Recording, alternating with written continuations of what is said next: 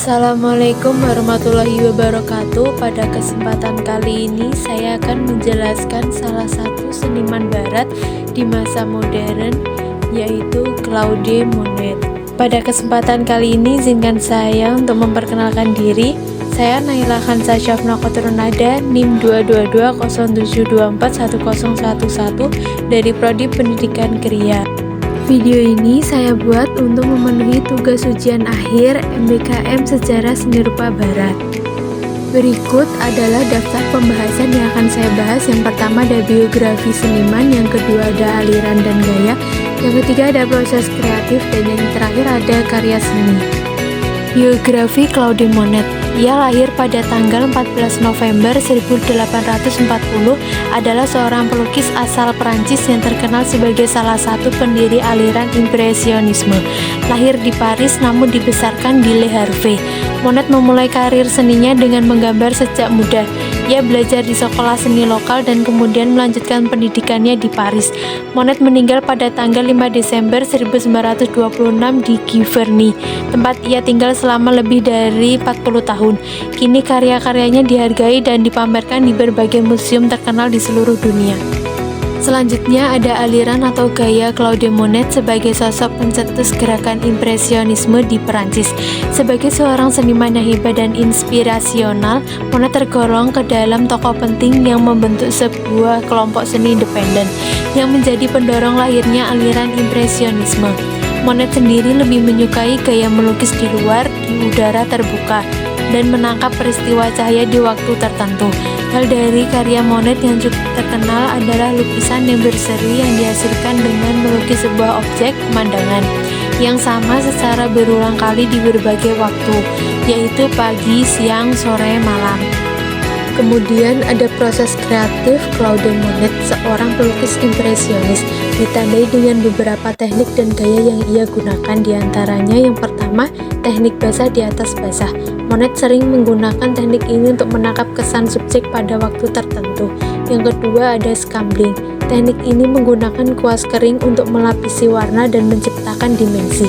Yang ketiga ada warna-warna murni. Monet menyukai warna-warna primer dan komplementer. Yang keempat ada sapuan kuas kecil dan cepat. Monet menggunakan kuasnya untuk membuat sentuhan-sentuhan kecil dan cepat pada kanvas.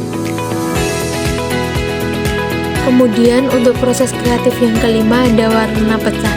Monet menggunakan warna pecah dan sapuan kuas yang longgar dan cepat. Yang keenam ada lukis di luar ruangan. Monet bekerja langsung di luar ruangan pada komposisi yang kemudian ia revisi dan terkadang selesaikan di studionya. Yang ketujuh ada palet warna yang dikalibrasi. Monet menggunakan palet warna yang dikalibrasi dengan cermat, yang ia campurkan, lapisi, dan aplikasikan pada kanvasnya. Ia menggunakan gaya uniknya untuk menangkap cahaya dan bentuk alami, dengan tujuan memberikan kesan dari apa yang dilihatnya. Selanjutnya ada karya seni. Yang pertama Impression Soleil Levant, tahun 1872. Karya ini sebuah lukisan Claude Monet yang pertama kali ditayangkan di pameran para impresionis di Paris pada bulan April 1874. Lukisan ini dikenal sebagai lukisan yang menginspirasi nama gerakan impresionis. Lukisan ini menggambarkan pelabuhan Le Havre yang merupakan kampung Claude Monet. Kini lukisan ini dipajang di Musée Marmottan Monet di Paris. Menurut Monet, judul lukisan ini Impression Soleil Levant timbul karena gaya melukis subjeknya yang berkabut. Karya yang kedua ada Woman with a Parasol, Madame Monet and Herson, tahun 1875. Karya ini merupakan salah satu karya Claude Monet yang paling disukai. Ia melukis dari bawah subjek sehingga memberikan kesan yang hampir ikonik pada sang milik, yang menggambarkan cinta dan kekagumannya pada wanita itu. Lukisan ini menggambarkan momen sederhana namun penuh kehangatan dalam kehidupan keluarga Monet, mencerminkan cinta dan kedekatan mereka. Monet menggunakan permainan cahaya untuk menciptakan kesan mendalam, dengan bayangan Camilla yang jatuh pada tanah, serta sorotan matahari yang menyoroti wajah dan payungnya, menambah dimensi emosional dan visual pada karya ini. Karya yang ketiga dengan judul Antibes, tahun 1888. Claude Monet menghabiskan hidupnya mengejar kualitas cahaya alami hingga akhirnya menemukan cahaya terang dan murni di daerah Mediterania Pada tahun 1884, ia melukis pantai Riviera di Italia, sebelum melanjutkan perjalanan ke pesisir Perancis. Hasil karyanya yang beragam membuat emosinya berganti antara senang dan sedih. Pada musim semi 1888, Monet tinggal selama 3 bulan di Côte d'Azur, di mana ia terpesona oleh cahaya matahari selatan yang ia gambarkan sebagai biru, merah jambu, dan emas. Monet merasa lebih baik saat itu dan memamerkan 10 lukisan anti-base-nya di Galeri Bauson dan Valadon pada bulan Juni. Semua lukisan terjual sebagian besar kepada pembeli Amerika. Selanjutnya, untuk karya yang terakhir ada Green Steak End of Summer tahun 1890 sampai 1891.